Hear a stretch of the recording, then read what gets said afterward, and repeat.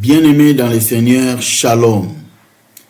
Aujourd'hui, le Seigneur m'a mis à cœur de vous parler sur la femme à la perte de sang. Sans plus tarder, nous allons prendre nos Bibles dans le livre de Marc, chapitre 5, versets 25 à 34. Je lis au nom de Jésus. Or, il y avait une femme atteinte d'une perte de sang depuis 12 ans. Elle avait beaucoup souffert entre les mains de plusieurs médecins. Elle avait dépensé tout ce qu'elle possédait et elle n'avait éprouvé aucun soulagement, mais elle allait plutôt en empirant. Ayant entendu parler de Jésus, elle vint dans la foule par derrière et toucha son vêtement. Car elle disait, « Si je puis seulement toucher ses vêtements, je serai guéri. » Au même instant, la perte de sang s'arrêta et elle sentit dans son corps qu'elle était guérie de son mal. Jésus connut aussitôt en lui-même qu'une force était sortie de lui et, se retournant au milieu de la foule, il dit, « Qui m'a touché, qui a touché mes vêtements ?»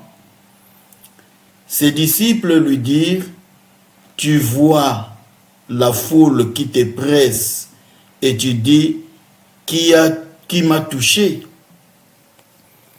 Et il regardait autour de lui pour voir celle qui avait fait cela. La femme, effrayée et tremblante, sachant ce qui s'était passé en elle, vint se jeter à ses pieds et lui dit toute la vérité. Mais Jésus lui dit, « Ma fille, ta foi t'a sauvée, va en paix et sois guérie de ton mal. » Bien-aimé, je pense que tout le monde connaît cette histoire de la femme à la perte de sang. C'est une histoire que nous avions tous entendue. Beaucoup de prédicateurs ont déjà prêché ce message. Il s'agit d'une femme qui a souffert pendant 12 ans. 12 ans de maladie, elle n'était pas guérie, elle n'a pas laissé. La Bible nous dit qu'elle a consulté des médecins et ces médecins étaient incapables de pouvoir guérir cette femme de sa maladie. Donc ce passage montre premièrement l'incapacité de l'homme. Dans bien des cas que nous rencontrons dans la vie, cette femme aussi était l'un de ces gens qui avaient des difficultés pour retrouver leur santé. Ici, il est question de maladie. Elle était malade. Je peux énumérer 3 sortes de maladies que nous pouvons constater au quotidien. Premièrement, nous avons une maladie naturelle, maladie à caractère naturel. C'est la maladie qui provient des germes pathologiques, microbes. Ça se traite. Au niveau des médecins, ça peut se traiter. C'est facile pour le traiter si la maladie n'a pas encore atteint son niveau élevé. Il y a deuxièmement des maladies à caractère héréditaire ou génétique.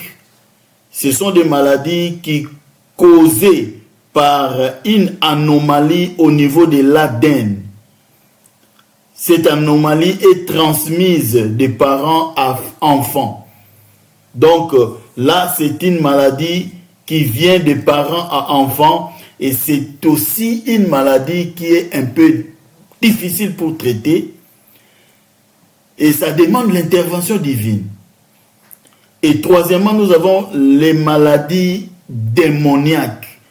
Ce genre de maladie, si c'est un démon, si c'est une maladie, c'est une attaque démoniaque, là, que tu le veuilles ou pas, tous les médicaments que tu prendras ne va donner aucune solution.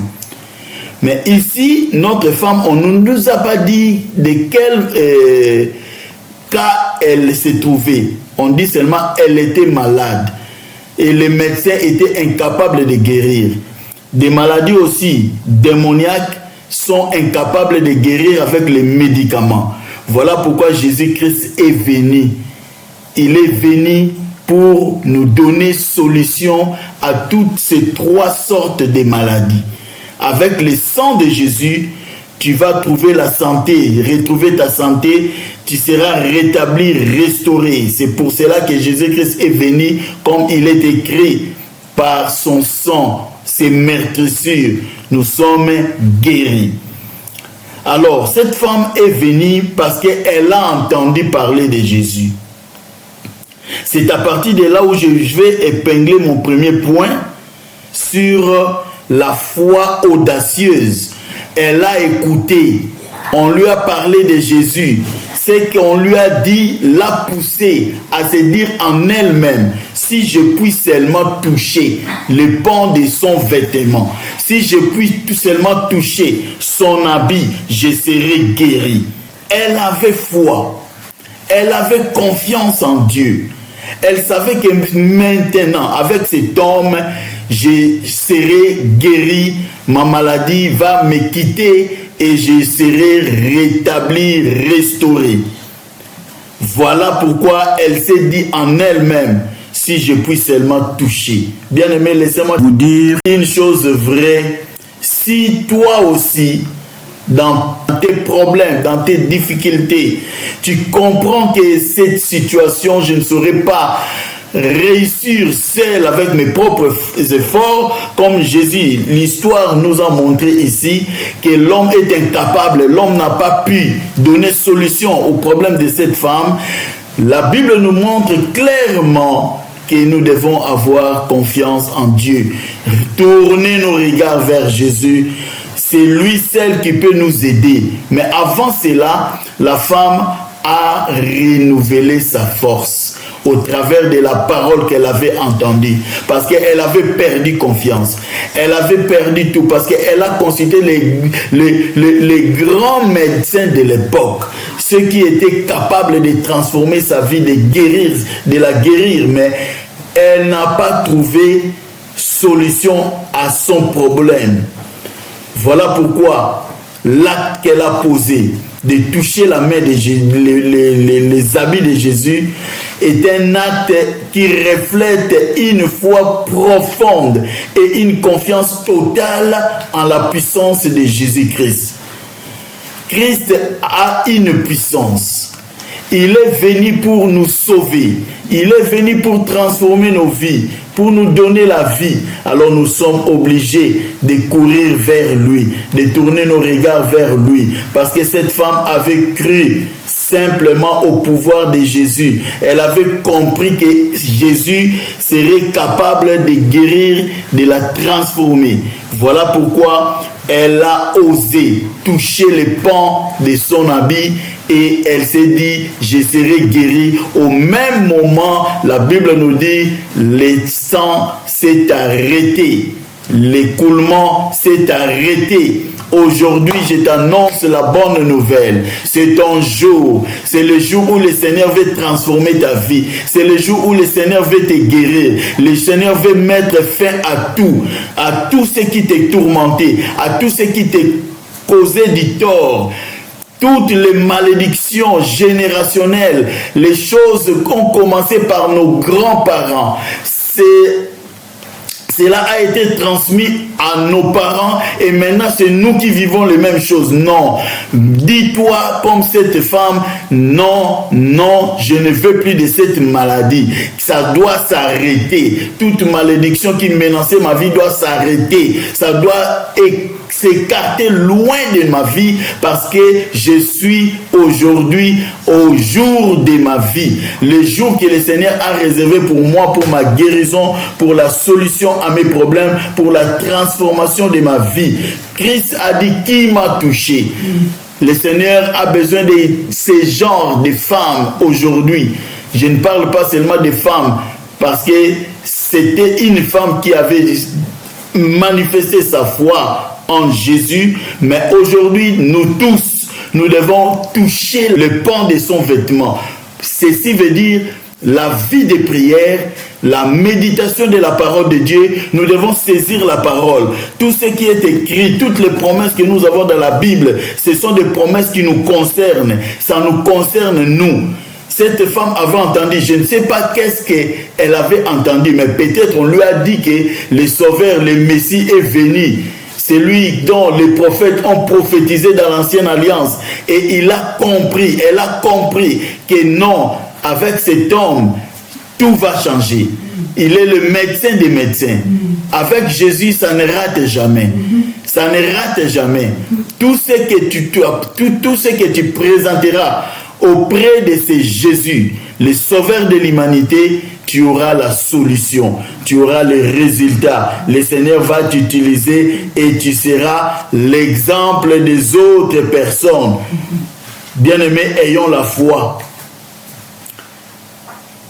Ayons la foi. Croyons à tout ce que la Bible nous dit, tout ce que la parole de Dieu nous dit, et prends une portion de cette parole. Mets-le comme si c'était ta parole, comme si c'était toi qui le disais. Élie avait dit aux enfants d'Israël, il n'y aura ni pluie ni rosée sinon à ma parole. Il avait la révélation de Dieu que s'il s'approche en Israël, devant le peuple d'Israël, s'il dit un mot, le Seigneur va agir. Bien-aimés, souvenons-nous d'Ézéchiel. Lorsque Ézéchiel a eu en vision ses ossements desséchés, le Seigneur lui a dit, prophétise. Ces ossements vivront-ils? Prophétise. Qu'est-ce que Ézéchiel le prophète avait dit? Tu le sais, Seigneur. Mais le Seigneur lui a dit, prophétise. Le Seigneur te dit aujourd'hui, parle à ta maladie. Cette maladie va te quitter. Cette maladie va s'éloigner de toi parce que tu as ce pouvoir. Tu as cette grâce. Le Seigneur nous a donné le pouvoir de marcher sur les scorpions, les serpents et sur toute puissance de l'ennemi. Rien ne pourra nous nuire. Tout ce qui nuisait à ta vie, tout ce qui dérangeait ta vie, tu as le pouvoir de marcher sur elle. Tu as le pouvoir de détruire toutes ces puissances, toutes ces forces maléfiques. Et Dieu nous a dit, la Bible nous dit que le Seigneur, à tous ceux qui l'ont reçu, à ceux qui croient en son nom, elle a donné le pouvoir de devenir enfant de Dieu. Ceci veut dire que tu as reçu l'autorité légale. L'autorité légale de prononcer des mots et de voir la manifestation de la puissance de Dieu en toi. Bien-aimé, crois-moi, tu as ces pouvoirs. Tu as ces pouvoirs, crois au Seigneur. Le Seigneur fera des grands miracles dans ta vie. Et lorsque la femme a vu le miracle se manifester dans sa vie, Jésus a demandé, qui m'a touché? Cette femme a pris peur. Elle s'est approchée, elle a dit toute la vérité sur ce qu'elle avait vécu. C'est le deuxième point où je l'intitule la dignité restaurée. Cette femme était chassée de l'église. Elle était chassée de l'église à cause de son impureté. Elle ne pouvait pas rester avec les gens. Elle était seule. Elle était seule, éloignée, isolée. Mais quand Jésus lui a dit, ma fille, ta foi t'a sauvée, va en paix et sois guérie de ton mal. Ceci veut dire que Jésus voulait restaurer son identité et sa place dans la communauté. Parce que les chaînes qui la liaient ont été brisées et l'isolement a été parti et la femme a été restaurée. Elle a été délivrée de sa honte et le Seigneur a fait de grandes choses dans sa vie. C'est comme nous aussi. Ne regarde pas ta situation, ne regarde pas ce que les gens sont en train de dire contre toi. Regarde à Jésus. C'est Jésus qui restaure. Quelle que soit ta situation, Jésus va te restaurer. Il te guérit, il te restaure, il te redonne ta position que tu avais, la position première. Souvenons-nous que Adam et Ève, lorsqu'ils ont péché, ils ont perdu leur position. Mais c'est en Jésus que nous avons retrouvé notre position en tant qu'enfants de Dieu. Bien-aimés, que le Seigneur puisse se manifester dans la vie de toute personne qui osera toucher les vêtements de Jésus pour retrouver la solution à ses problèmes, la solution à tout ce que toi tu cherchais, les problèmes que tu avais. La solution est entre les mains de Jésus. Toi qui es malade, crois que le Seigneur est là pour te guérir, pour restaurer ta vie. Les problèmes que tu avais, les difficultés que tu avais, le Seigneur seul peut te restaurer et te donner, redonner la joie que tu avais perdue, la paix que tu avais perdue. Parce que ici, Jésus a dit, ma fille, ta foi t'a sauvé. C'était le salut de son âme. Va en paix. Les troubles qui dérangeaient sa vie, les choses qui troublaient sa paix, ont été écartées de sa vie. Et la Bible nous dit, troisièmement, et sois guéri de ton mal. Je le déclare, sois guéri de ton mal. Que le Seigneur t'assiste. Toi qui es malade, toi qui as des difficultés, des problèmes, que le Seigneur vienne donner solution, qu'il te restaure, qu'il te rétablit dans ton état primitif. Au nom puissant de Jésus, que la grâce de Dieu, l'amour du Seigneur Jésus-Christ puisse être ton partage aujourd'hui et à jamais au nom de Jésus. Que Dieu vous bénisse.